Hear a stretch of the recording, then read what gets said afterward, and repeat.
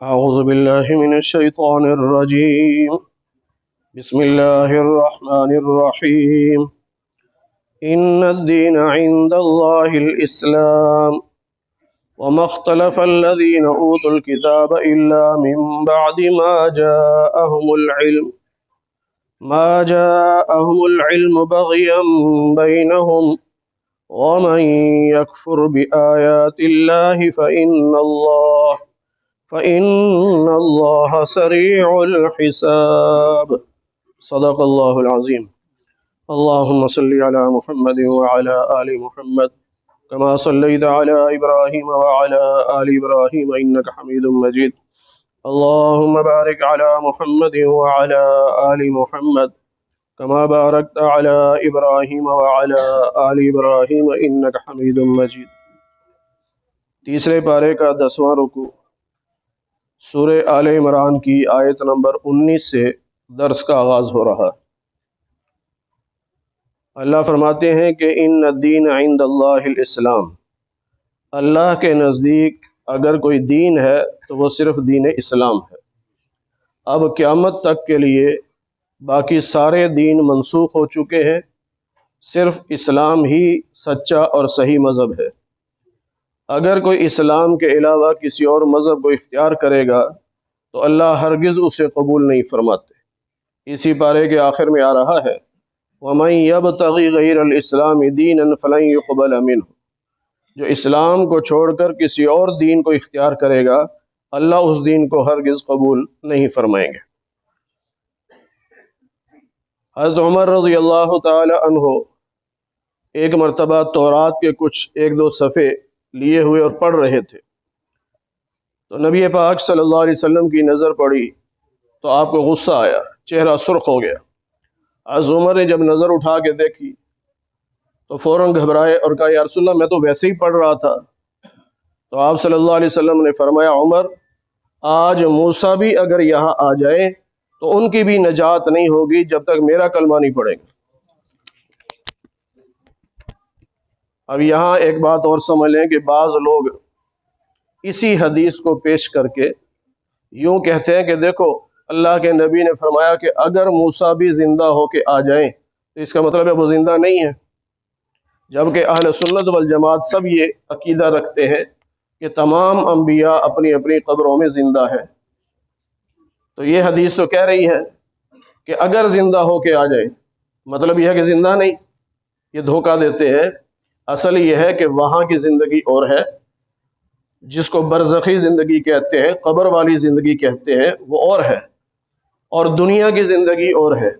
تو نبی علیہ السلام کے کہنے کا مطلب یہ تھا کہ اگر وہ دنیا میں آ جائیں، یعنی ابھی تو عالم برزخ میں ہے، قبر میں ہے، اگر وہ دنیا میں آ جائیں تو ان کا بھی گزارا نہیں ہوگا جب تک میرا کلمہ نہیں پڑھے گا۔ پھر اللہ فرماتے ہیں کہ اہل کتاب جو تھے یعنی یہودی اور عیسائی، انہوں نے آپس میں اختلاف کیا، اور یہ اختلاف جہالت کی بنیاد پر نہیں تھا بلکہ انہیں علم ملا، اس علم کی بنیاد پر اختلاف کیا۔ پھر علم آنے کے بعد جو اختلاف ہوتا ہے یا تو اخلاص اور تقوی کی بنیاد پہ ہوتا ہے اور یا ضد کی بنیاد پہ ہوتا ہے۔ تو اللہ فرماتا ہے انہوں نے جو اختلاف کیا تھا وہ آپس میں ضد کی وجہ سے اختلاف کیا تھا، اور یہ اللہ کے ہاں پسندیدہ نہیں ہے۔ ایک اختلاف ہوتا ہے اخلاص کے ساتھ اللہ کی رضا کے لیے، مثلا ایک حدیث پاک پڑھی ہے اس سے مجھے یوں سمجھ آیا، دوسرا کہتا ہے مجھے یوں سمجھ آیا، ہے دونوں کی نزدیک اللہ کی رضا مقصود ہے، یہ ٹھیک ہے، لیکن اگر ضد کی وجہ سے کوئی اختلاف کرتا ہے تو یہ اللہ کے ہاں قابل قبول نہیں ہوتا۔ وَمَن يَكْفُرْ بِآيَاتِ اللَّهِ، جو اللہ کی آیات کا انکار کرتا ہے وہ سن لے اللہ بہت جلد حساب لینے والا ہے۔ فَإِنْ حَاجُّوكَ، اللہ نے نبی علیہ السلام سے فرمایا کہ اگر یہ لوگ آپ سے جھگڑے، ظاہر ہے آپ کو نبی نہیں مان رہے، اگر یہ آپ سے جھگڑے تو آپ ان سے کہیے اسلمت وجہی للہ، میں تو اللہ کا فرما بردار ہوں، ومن اتبعن، اور جس نے میرا کلمہ پڑھا ہے وہ بھی اللہ کا فرما بردار ہے، ہم اللہ کی بات ماننے والے ہیں۔ پھر ان اہل کتاب سے اور مشرکین مکہ سے پوچھئے اسلمتم، کیا تم بھی اللہ کے فرما بردار بنتے ہو کہ نہیں؟ اگر وہ فرما بردار بنیں گے تو ہدایت پائیں گے، اور اگر فرما بردار نہیں بنتے، منہ پھیر لیتے ہیں، آپ پریشان نہ ہو۔ فَإِنَّمَا عَلَيْكَ الْبَلَاغُ، آپ کے ذمے صرف تبلیغ ہے، اللہ کا پیغام پہنچانا ہے، کوئی مانے یا نہ مانے اس سے آپ کی شان میں کوئی کمی نہیں آئے گی۔ واللہ بصیر بالعباد، اور اللہ تعالیٰ اپنے بندوں کو خود دیکھ رہا ہے، اللہ کو سب پتہ ہے کون کیا کر رہا ہے۔ ان الذین یکفرون بآیات اللہ، جن لوگوں نے اللہ کی آیات کا انکار کیا اور نبیوں کو ناحق قتل کیا، کسی نبی کا بھی قتل جائز نہیں ہے، حق ہے ہی نہیں۔ جس نبی کا بھی قتل ہوا وہ ناحق ہے، کیونکہ قتل جن صورتوں میں جائز ہوتا ہے وہ صورتیں نبی میں نہیں پائی جاتی۔ مثلا کوئی اسلام چھوڑ دے، مرتد ہو جائے، نبی تو نہیں اسلام چھوڑتا۔ اور اسی طرح کوئی گستاخی کرے تو نبی تو گستاخی نہیں کرتا۔ اسی طرح نعوذ باللہ کوئی بدکاری کرے اور شادی شدہ ہو اور 4 مرد دیکھ لے تو نبی تو گناہ نہیں کرتا، نبی تو گناہوں سے پاک ہوتا ہے، وہ تو معصوم ہوتا ہے۔ تو اس لیے جتنی بھی صورتیں ہیں قتل کی، وہ نبی کے حق میں ایک بھی نہیں ہے، تو اس لیے نبی کا قتل ناحق۔ اللہ فرماتے ہیں پھر انہوں نے ان لوگوں کو بھی قتل کیا جنہوں نے لوگوں کو انصاف کا حکم دیا، یعنی اللہ کے ولی، اللہ کی آیات کا انکار کیا، نبیوں کو قتل کیا، ولیوں کو قتل کیا۔ اللہ کہتے ہیں ان کو بتا دو کہ ان کے لیے دردناک عذاب ہے۔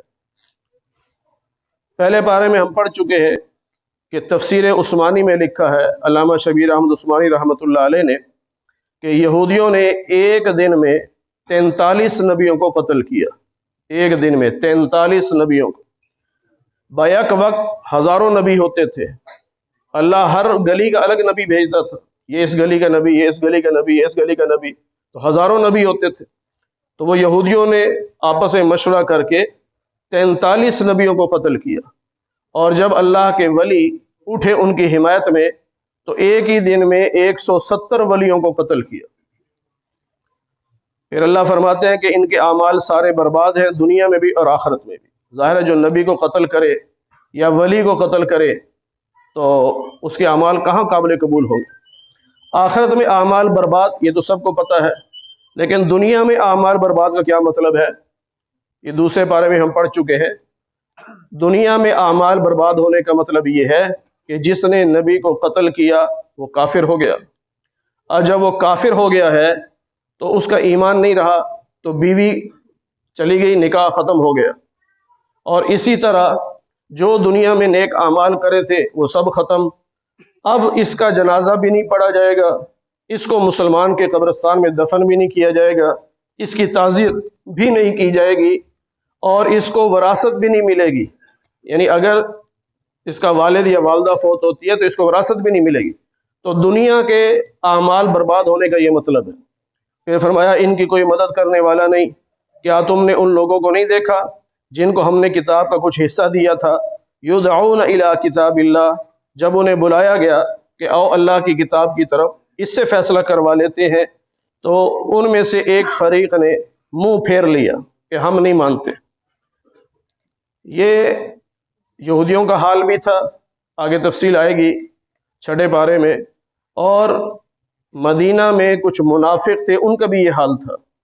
ایک منافق اور ایک یہودی کا جھگڑا ہوا تھا، اس کی پوری وضاحت اللہ تعالیٰ نے 5ویں پارے میں بیان فرمائی کہ زبان سے کہتے ہیں کہ ہم مومن ہیں، اور جب کہا جاتا ہے آؤ اللہ اس کے رسول کے پاس فیصلہ کروا لے تو کہتے ہیں نبی سے فیصلہ نہیں کروانا، یہودیوں کے سردار کعب بن اشرف سے فیصلہ کروائیں گے۔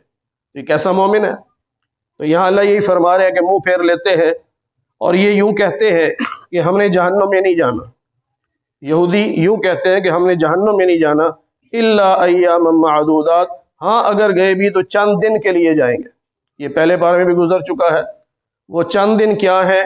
بعض یہودی کہتے ہیں کہ ہفتے کے 7 دن ہوتے ہیں، تو صرف 7 دن ہم جہنم میں جائیں گے، پھر جنت میں چلے جائیں گے۔ بعض کہتے ہیں کہ ہم نے چونکہ 40 دن بچڑے کی پوجا کی تھی تو 40 دن جہنم میں رہیں گے، اس کے بعد ہم جنت میں چلے جائیں گے۔ بعض نے کہا کہ جتنے دن دنیا میں زندہ رہے اتنے دن جہنم میں رہیں گے، اس کے بعد ہم جنت میں چلے جائیں گے۔ یہ ان کا دعویٰ تھا۔ اللہ فرماتے ہیں کہ ان کے دین نے ان کو دھوکے میں ڈال دیا۔ دین یعنی ان کی اپنی رسم و رواج نے ان کو دھوکے میں ڈال دیا کہ سمجھتے ہیں ہم تو جنتی ہیں، छठे पारे में भी अल्लाह ने फरमाया कि वो यूं कहते हैं कि नहनु अबनाउल्लाहि व अहिब्बाउ, हम अल्लाह के बेटे हैं, हम अल्लाह के महबूब हैं, हमने जहन्नुम में नहीं जाना। ये यहूदी कहा करते थे। अल्लाह फरमाते हैं फिर इनका क्या हाल होगा उस दिन जिस दिन हम सबको जमा करेंगे, यानी क़यामत का दिन जिसमें कोई शक नहीं, और हर इंसान को उसके आमाल का बदला दिया जाएगा, किसी पर जरा बराबर भी जुल्म नहीं किया जाएगा। उस वक्त पता चलेगा इनको। ग़ज़वा खंदक के मौका पर, यानी जब ग़ज़वा बदर में काफरों को शिकस्त हुई, ओहद में शिकस्त हुई, तो फिर इधर से यहूदी लोग गए चोरी छप्पे, मुशरिकीन मक्का से उन्होंने मुआहिदा किया कि तुम बाहर से हमला करो, हम अंदर से हमला करते हैं और मुसलमानों को ख़त्म कर दें। तो नबी अलैहिस्सलाम को जब इत्तला मिली कि दुश्मन आ रहा है और काफ़ी करीब पहुंच चुका है, यानी सिर्फ 3 या 4 दिन के फासले पर था, तो नबी अलैहिस्सलाम ने सहाबा से मशवरा मांगा। तो मशवरे में तय हुआ कि खंदक खोदी जाए, जिसकी वजह से इस जंग को जंग खंदक भी कहते हैं और ग़ज़वा अहज़ाब भी इसको कहते हैं, क्योंकि बहुत सारे गिरोह इकट्ठे हो के आए थे। तो नबी अलैहिस्सलाम ने हुक्म दे दिया खंदक खोदो। अब खंदक खोद रहे थे, सबकी ड्यूटियां लगी हुई थी, 10-10 आदमियों की जमात थी और उनके हिस्से में जगह तय कर दी नबी अलैहिस्सलाम ने। अल्लाह की शान देखे, सब खोद रहे हैं, नबी अलैहिस्सलाम भी खोद रहे हैं और मिट्टी उठा उठा के बाहर फेंक रहे हैं और आपके जिस्म पे गर्द गुबार भी लग रहा है। हज़रत सलमान फ़ारसी रज़ी अल्लाह ताला अन्हो, जिन्होंने ये मशवरा दिया था, उनके हिस्से में जो जगह आई वहाँ चट्टान आ गई, पत्थर आ गया नीचे, वो टूट नहीं रहा था। अगर वो चाहते तो थोड़ा सा रुख बदल लेते, लेकिन कहा नहीं, अल्लाह के नबी ने जहाँ निशान लगाया वहीं खोदना है, अपनी मर्जी से हम दाएं बाएं नहीं होंगे। अब नबी अलैहिस्सलाम को जाके बताया, या रसूल अल्लाह, वो टूट रही चट्टान आ गई, आप तशरीफ़ लाए, आपने कुदाल मारा, चंगारी निकली, आपने फरमाया मुबारक हो, शाम फतह हो गया। फिर तो कुदाल मारा, चंगारी निकली, फरमाया मुबारक हो, यमन फतह हो गया, मुबारक हो, फारिस फतह हो गया। अब ये जब आपने खबरें सुनाई तो मुनाफिक भी तो फिर रहे होते थे, उनका अजीब लोग हैं, खाने को रोटी नहीं मिल रही और क्या रहे हैं कि उस जमाने की सुपर पावर फतह हो गई, अजीब लोग हैं। इस पे अल्लाह ने फिर ये आयत नाज़िल फरमाई और फरमाया आप इनसे कहिए अल्लाहुम्मा मालिकल मुल्क, बादशाहों का बादशाह तो अल्लाह है। तुम दुनिया के बादशाहों को बादशाह समझते हो, इन सारे बादशाहों का बादशाह अल्लाह है। ऐ अल्लाह, तू जिसको चाहे बादशाह अता करे, जिससे चाहे बादशाह छीन ले, जिसको चाहे इज्जत दे, जिसको चाहे जलील कर दे। अल्लाह, हर भलाई तेरे हाथ में है और हर चीज़ पे तू कादिर है। फिर इनको समझाने के लिए अल्लाह ने फरमाया कि इनसे कहो कि अल्लाह ताला वो है कि जो रात को दिन में दाखिल करता है। अब देखें ना, रात का कुछ हिस्सा दिन में आना शुरू हो गया है, यानी गर्मियों में दिन बड़े हो जाते हैं और सर्दियों में दिन छोटे हो जाते हैं। तो गर्मियों में यूँ समझ लो कि रात का कुछ वक्त दिन में आ गया, दिन बड़ा हो गया। और इसी तरह वतूलिजुन नहारा फिल लैल, और सर्दियों में दिन का कुछ वक्त रात में दाखिल कर देते हैं, रात बड़ी हो जाती है। इसी तरह वतुखरिजुल हय्य मिनल मय्यित, मुर्दा में से अल्लाह जिंदा आप ही निकालते हैं, जिंदा में से मुर्दा भी आप ही निकालते हैं। इसमें फिर उलमा ने कई मिसालें दी हैं। फरमाया कि यूँ समझो जैसे मुर्गी है, वो जिंदा है, अंदर से जो अंडा निकलता है मुर्दा है। देखो, जिंदा में से मुर्दा चीज़ अल्लाह ने निकाली, फिर उसी मुर्दा अंडे में से जिंदा चूज़ा अल्लाह निकालते हैं। और इसी तरह फरमाया कि मोमिन जिंदा की तरह है और काफिर मुर्दा की तरह है। कभी ऐसा भी होता है कि मोमिन के घर में काफिर पैदा हो जाता है और कभी ऐसा भी होता है काफिर के घर में मोमिन पैदा हो जाता है। इसी तरह बाज़ उलमा ने फरमाया कि आलिम जो है वो जिंदा की तरह है और जाहिल जो है मुर्दा की तरह है। तो कभी ऐसा भी होता है कि आलिम की औलाद जाहिल हो जाती है और कभी ऐसा भी होता है कि बाप जाहिल है, बेटा आलिम बन जाता है। तो ये सारी अल्लाह की शान है। वतरज़ुक़ु मन तशाअ बिग़ैरि हिसाब, और आप जिसको चाहें बगैर हिसाब के रिज़्क़ अता करते। अल्लाह ने मोमिनों को हुक्म दिया कि ईमान वालों, अल्लाह मोमिनों को छोड़कर काफिरों को दोस्त न बनाना, काफिरों को दोस्त न बनाना। जब ये हुक्म आता है कि काफिरों को दोस्त न बनाओ, तो बाद लोग समझते हैं कि काफिरों से बिल्कुल ही ख़त्म, ताल्लुक़ ही ख़त्म। फिर वो कहते हैं लो जी, अगर मौलवियों की बात माने तो फिर काफिरों से लेन देन भी ना करें, कारोबार भी ना करें। ये सारी गाड़ियाँ काफिरों ने बनाई, ये जहाज़ काफिरों ने बनाए, सारा कुछ तो काफिरों ने बनाया है, तो फिर हम हाथ पे हाथ रख के बैठ जाए, कुछ भी ना करें। पहले मतलब समझो, मतलब ये नहीं है कि ताल्लुक़ ख़त्म करना है, ये लफ्ज़ है اولیاء، اس کو موالات کہتے ہیں کہ دلی دوست کافر کو نہیں بنانا، یعنی جگری یار کافر کو نہیں بنانا، امت مسلمہ کے مسلمانوں کے راز کافر کو نہیں دینے، باقی کاروبار کر سکتے ہیں ان کے ساتھ، اور اس کے علاوہ اگر کوئی کافر بیمار ہو گیا، کوئی ایکسیڈنٹ ہو گیا، ہم اس کی خیرخواہی کریں گے، بحیثیت انسان وہ ہمارا بھائی تو ہے، یا بحیثیت پاکستانی وہ ہمارا بھائی تو ہے، ہم یہ تو نہیں پوچھیں گے کہ یہ کافر ہے کہ مسلمان ہے، جو ہی ہمیں پتہ چلا ہم فوراً گاڑی میں ڈال کے اسپتال پہنچائیں گے۔ تو خیر خواہی کرنا، کاروبار کرنا، اور ان کے ڈر سے اگر کوئی اوپر اوپر سے دوستی کرے، اس کی بھی اجازت ہے، لیکن دلی دوستی کافروں سے نہیں ہونی چاہیے، یہ مطلب ہے۔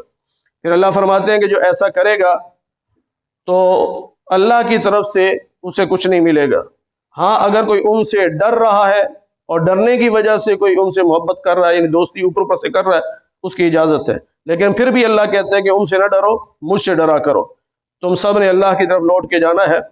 نبی علیہ السلام سے اللہ نے فرمایا کہ ان سے کہیے ان تخفوا ما فی صدورکم، اگر تم کچھ چیزوں کو اپنے سینوں میں چھپاؤ گے یا ظاہر کرو گے، یعلمہ اللہ، اللہ تو جانتا ہے نا، یعنی ہو سکتا ہے میری کافروں سے گوڑی دوستی ہو، لیکن میں لوگوں سے کہہ رہا ہوں نہیں میری کوئی دوستی نہیں ان سے، میں تو اوپر اوپر سے تعلق رکھ رہا ہوں۔ اللہ کہہ رہا ہے کہ میں تمہارے سینوں کے بھیدوں کو بھی جانتا ہوں۔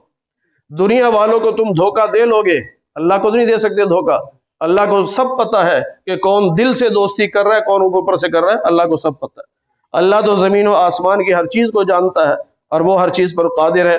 یوم تجد کل نفس ما عملت، قیامت کے دن ہر انسان، ہر نفس دیکھ لے گا جو اس نے نیک عمل کیے وہ بھی، اور جو برے عمل کیے وہ بھی، یعنی نامہ اعمال جو کھل جائے گا، نیک اعمال بھی لکھے ہوں گے، برے بھی لکھے ہوں گے، سب پتہ چل جائے گا۔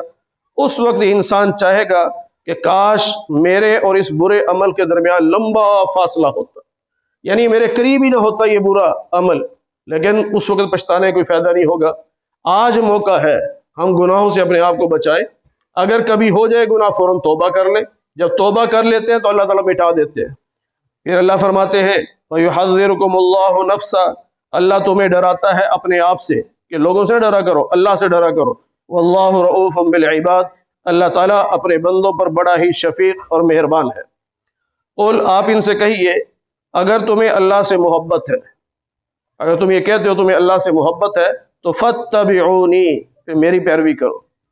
یعنی جو شخص یہ کہتا ہے کہ مجھے رب سے محبت ہے، اس کی محبت اس وقت تک تسلیم نہیں کی جائے گی جب تک وہ نبی کی سنت پہ نہیں چلے گا۔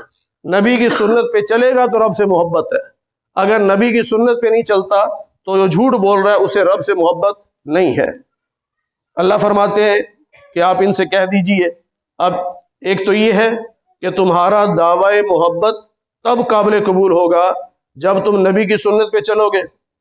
ایک اور دوسرے انداز میں اللہ سمجھا رہے ہیں کہ جب تم میرے محبوب کی سنت پہ چلو گے پھر تمہیں نہیں کہنا پڑے گا کہ مجھے رب سے محبت ہے، یحببکم اللہ، پھر رب تم سے محبت کرے گا۔